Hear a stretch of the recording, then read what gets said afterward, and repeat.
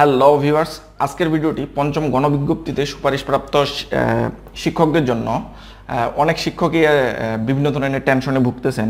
অর্থাৎ কোটা সংস্কার আন্দোলনের জন্য অনেকেই ঢাকায় গিয়ে তাদের কাগজপত্রগুলো জমা দিতে পারেনি, আবার অনেকে কাগজপত্রগুলো জমা দিলেও অনলাইনে যে ভিরোল ফর্মটি, এই ভিরোল ফর্মটি সাবমিট করতে পারেনি।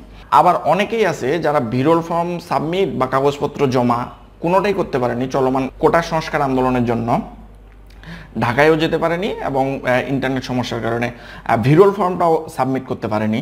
আজকের ভিডিওটি মূলত তাদের জন্যই। আপনারা সবাই ভীত সন্ত্রস্ত হয়ে আছেন যে চলমান পরিস্থিতির কারণে আমরা তো ভিরোল ফর্মটাও সাবমিট করতে পারিনি, আবার আমরা ঢাকায় গিয়ে কাগজপত্র জমা দিতে পারিনি। এখন আমাদেরকে যে প্রাথমিকভাবে সুপারিশপ্রাপ্ত করেছে, এতে আমাদের আসলে আদৌ কোনো সমস্যা হবে কিনা বা আমরা আদৌ কোনো সমস্যার সম্মুখীন হব কিনা। আপনাদের জন্য সুখবর, এনটিআরসি ইতিমধ্যে তাদের নোটিশ বোর্ডে নোটিশ টাঙিয়ে দিয়েছে যে আগামী 31 জুলাই 2024 তারিখ পর্যন্ত আপনারা আপনাদের যাবতীয় কাগজপত্রগুলো ঢাকায় গিয়ে জমা দিতে পারবেন এবং অনলাইনে ভিরোল ফর্ম সাবমিট করতে পারবেন। আপনারা ইতিমধ্যে আমার কাছে অনেকেই ফোন দিয়ে জিজ্ঞাসা করেছিলেন যে স্যার, আমরা তো কাগজপত্র জমা দিতে পারিনি, স্যার আমরা তো ভিরোল ফর্মটি এখনো সাবমিট করতে পারিনি, এই ক্ষেত্রে আমরা কোনো সমস্যার সম্মুখীন হব কিনা। আমি আপনাদেরকে বলছিলাম যে আপনাদের টেনশন করার তেমন কোনো কারণ নেই। কারণ হচ্ছে যেহেতু চলমান পরিস্থিতি পর্যালোচনা করে অবশ্যই এনটিআরসি আপনাদের সময় বৃদ্ধি করে দিবে। দেখেন, আপনাদের সময় কিন্তু এনটিআরসি অলরেডি বৃদ্ধি করে দিয়েছে। আপনারা হয়তো অনেকেই এই নিউজটি পাননি, আপনাদের নিউজটি দেওয়ার উদ্দেশ্যে আমার এই ভিডিওটি তৈরি করা।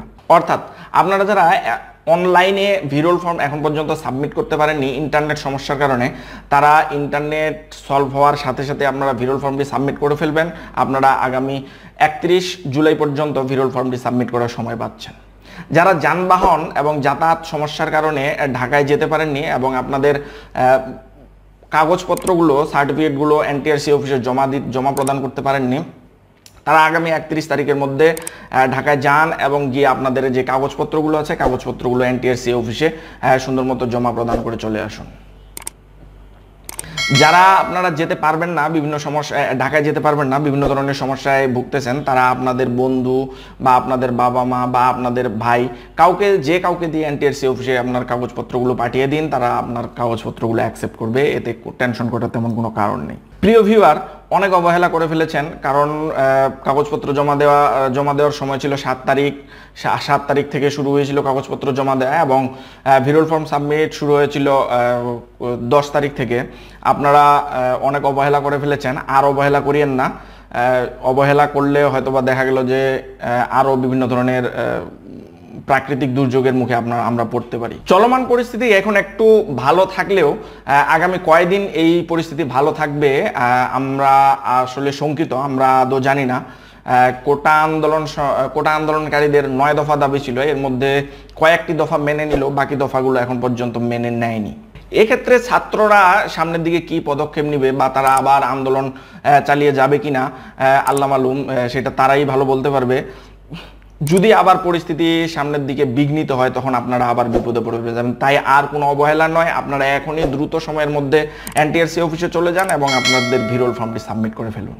আর আপনাদের এনটিআরসি সম্পর্কিত যে কোনো ধরনের তথ্যের জন্য কমেন্ট বক্স তো উন্মুক্ত আছে। আপনাদের প্রশ্নগুলো কমেন্টে লিখে দিন, আমি উত্তর করার চেষ্টা করবো ইনশাআল্লাহ। যে কোনো ধরনের আপডেট সবার আগে পেতে আমার চ্যানেলটি সাবস্ক্রাইব করে ফেসবুক পেজটি ফলো দিয়ে রাখুন। আজ বিদায় নিচ্ছি, দেখা হবে নতুন কোনো ভিডিওতে অন্য কোনো টপিক নিয়ে। ততক্ষণ সকলে ভালো থাকুন, সুস্থ থাকুন। আল্লাহ হাফেজ, আসসালামু আলাইকুম।